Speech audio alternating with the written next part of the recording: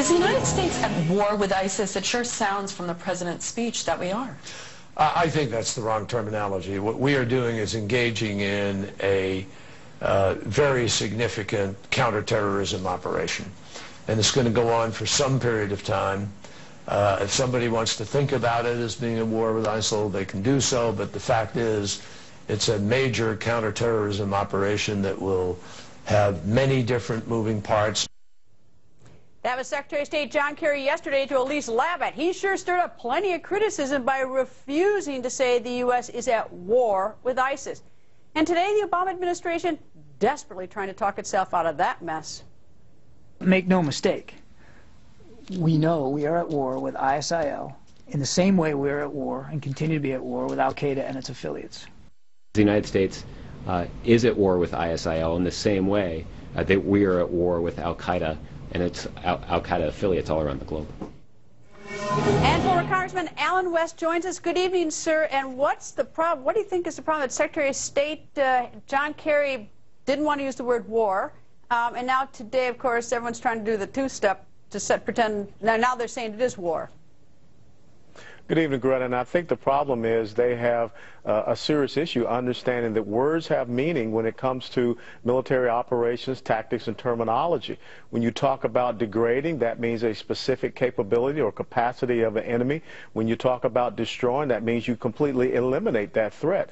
And so the difference is that when you say that you're going to prosecute a war, that means that you have to have several different phases. You have to have a deployment phase, you have to have shaping operations, you have to have a decisive operation, you have to have a pursuit operation, especially if you're talking about destroying. But from a political aspect, I think that the Obama administration does not want to go to Congress. They don't want to have the vote there before Congress. And furthermore, they want to try to manage this on their own without having a full declaration of war. Well, you know, it seems to me that if you are at war, you have a justification for killing. If you're not at war and you start killing people, exactly what are you doing?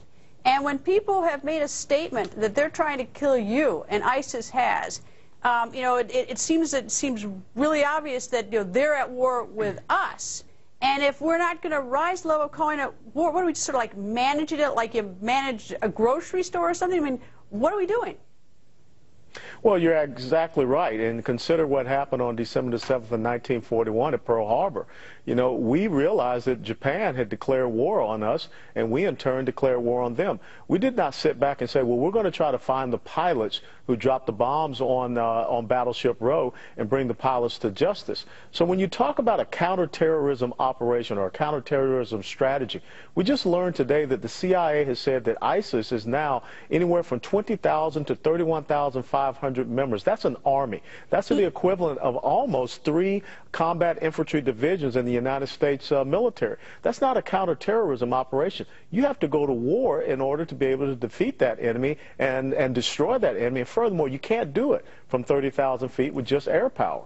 Well, you know, it seems to me that if they're not going to use the word war, it sends one of two messages to me. Either A, they have an uncertain goal, which is terrifying, you know, that they don't know what we're, you know, that they don't know exactly what we're doing. I mean, we need a goal. Or B, that it's political and that it reverts back to 2008 when President Obama didn't want to be the war president, which probably is even more terrifying that we're, you know, that our whole foreign policy and national security is dependent on a campaign slogan in 2008. No, you're exactly right, and it is both of them. When you understand that the president, being such an intransigent ideologue, did not want to listen to the counsel of his generals about leaving a residual force of 15,000 to 20,000, that he saw himself as an anti-war president that wanted to end all operations, end everything we were doing in Iraq, these are the residual effects. And he is not willing to understand that, you know, it's not about politics. The enemy has a vote, and the enemy has cast his vote, and he's still trying to play a political game, and especially being concerned about the midterm elections instead of being concerned about the safety and security of the United States of America. We only have 30 seconds, but at the same time, we also have to make it safe for a president to, based on different circumstances, to change his or her mind. I don't know if it'll be a her, but you understand. I mean, you know, like we can't keep hanging people for something they said years ago. You know, we need to, almost like the Foleys say, you know, we got to look at what we have and look ahead. Well, the thing is, we want a president that can be adaptive to the situation. And as we say in the military, no plan, no strategy survives first contact. So we're looking for that. But we also have things that are in place, such as command and control procedures. We have General Allen, who has been a retired Marine general, now is in charge of this operation. So what does that say to the Chairman, Joint Chiefs of Staff Dempsey, and the Central Command commander? We only, I mean, right now I'm going to take us a little bit too long, but why do we have, like, I mean, a retired guy doing it? Shouldn't we have, like, a current guy doing it?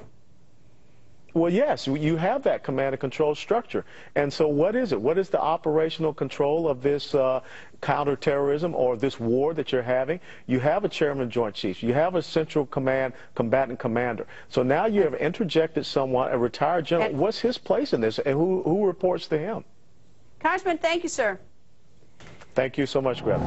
And in this time of great international turmoil, how is President Obama doing at home? Is President Obama uniting our country or dividing it? Well, we have the numbers. RNC Chair Reince Priebus is here next. Plus, Sergeant Tamarisi News Tonight. Find out what Sergeant Tamarisi's lawyer and TV host Montel Williams are doing now. Montel Williams joins us coming up.